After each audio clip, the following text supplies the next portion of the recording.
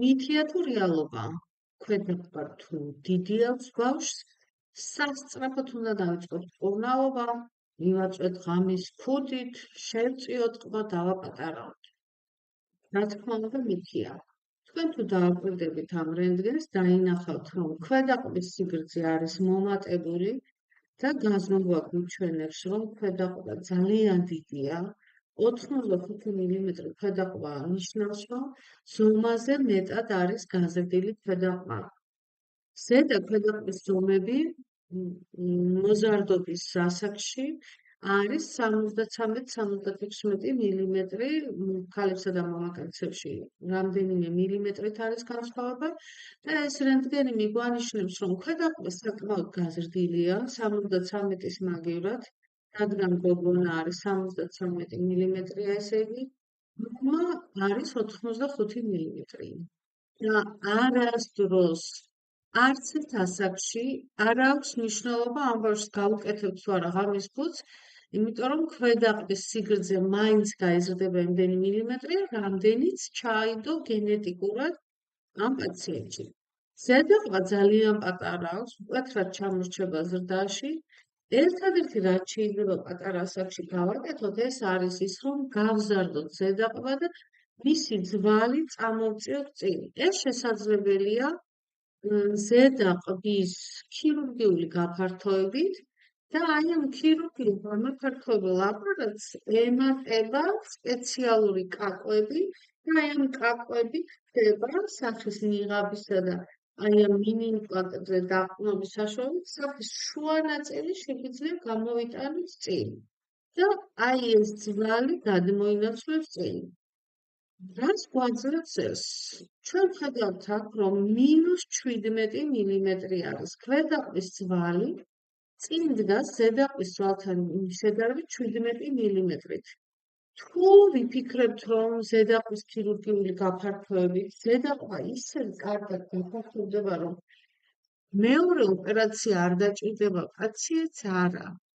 17 მილიმეტრი ძალიან ბევრია.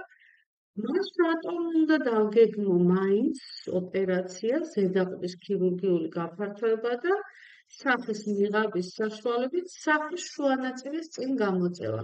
იმიტომ რომ აი ეს -17 შეიძლება გადაივიდეს -12. ან თუნდაც არ გადავიდეს -12-ში და -17-ის მაგივრად ზედაყბა გამოწიოთ 2-3 მილიმეტრით მხოლოდ და სახის ესთეტიკა ძალიან ოდნავ გაუმჯობესდეს, მკვეთრი გაუმჯობესება არ ქონდეს. პაციენტს როცა ვამზადებთ ორთოგნათიური ქირურგიისთვის, ზედაყბის ძვალი და ქვედაყბის ძვალი ისეთი სიგანისი უნდა იყოს, რომ დავადებთ ამ მოდელებს ერთმანეთს, მათი სიგანე ერთმანეთის მიმართ უნდა იყოს ადეკვატური. არ უნდა იყოს ზედაყბა ძალიან ვიწრო, ქირურგი ვერ ჩაატარებს ოპერაციას, თუ ზედა ქვედაყბის სიგანე არ შეესაბამება ერთმანეთს.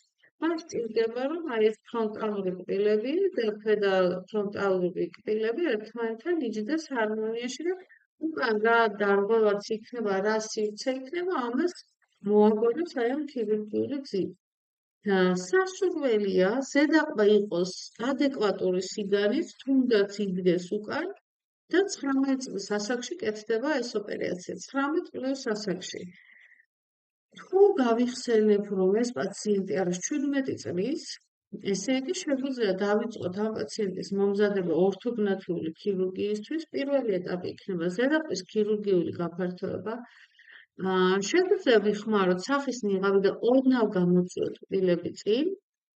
ამის მიკარნახეს ჩვენ აი ეს გაზომვები, ვიცით, რომ ზედა ფრონტალური კბილების დახრილობა ამ წუთას ისეთია, რომ კბილები ოდნავ არის წინ გახრილი და როდესაც ყბას გავაფართოვებთ, ჩვენ შეგვიძლია ეს კბილები გავხაროთ ნორმალურად.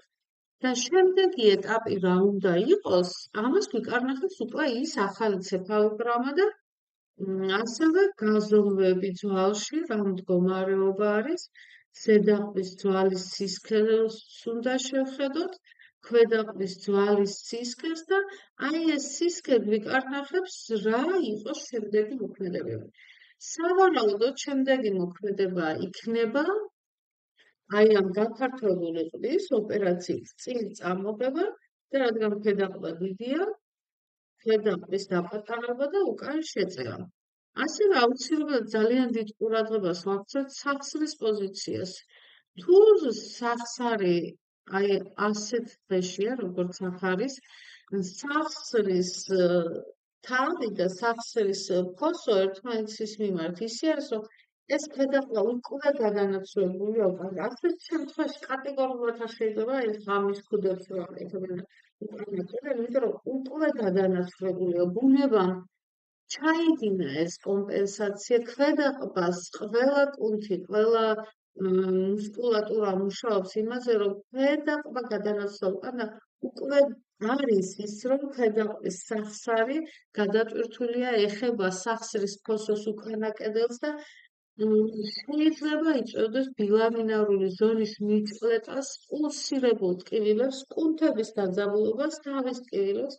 ძალიან ხშირად პაციენტი ამას ვერ ცდება თუ რატო ტკივა თავი და ამის მიზეზი შეიძლება იყოს აი ის, რომ რაღაც ძალით ჩვენ ამ ყველას ვუწევით უკან.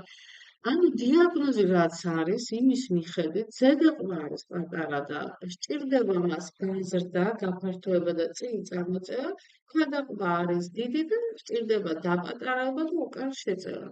ამიტომ ის რომ თუ ბავშვი პატარა არის, პლასტიურია, მივაწვევით და ყველანაირ შედეგს მივიღეთ, რაც გვინდა, არის მითი, იმიტომ რომ გენეტიკა არსად არ გაქრება, თუ მშობლებს, ბებია-ბაბუებს, რომელიმე წინაპარს აქვს ქვედაყბა ძალიან დიდი და ბავშვს უკვე აღებული აქვს ეს გენი, რომ ქვედაყბა უნდა გაიზარდოს ძალიან დიდი, არავითარი ადრეული ორთოდონტიური მკურნალობა არ დააპატარებს ქვედაყბას. უბრალოდ ჩვენ შეგვიძლია ზედაყბა ოდნავ გავზარდოს და სახის ბალანსი შევცვალოთ, ოდნავ უკეთილ მდგომარეობაში გადავიყვანოთ პაციენტი.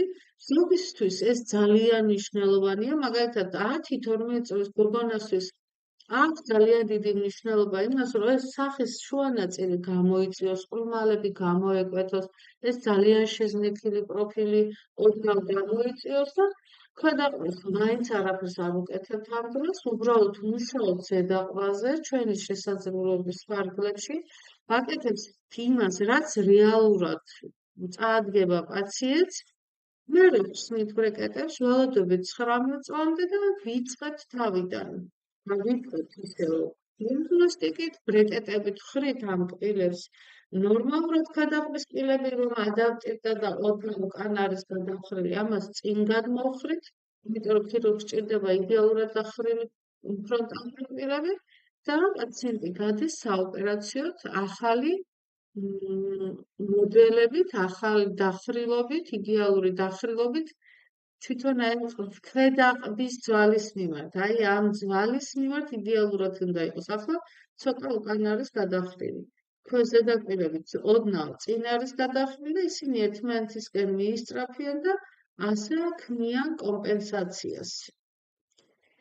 თუ თქვენი სახე არც ისე დამაკმაყოფილებლად გამოიყურება თქვენს თვალში, გაიარეთ კონსულტაცია. კონსულტაციისთვის აუცილებელია როგორც ცეფალოგრამა, ასევე 3D რენტგენი და ასევე სწორად გადაღებული ფოტოები, როგორც პირგარეთა, ასევე პირშიგნითა. გელოდებით კონსულტაციაზე.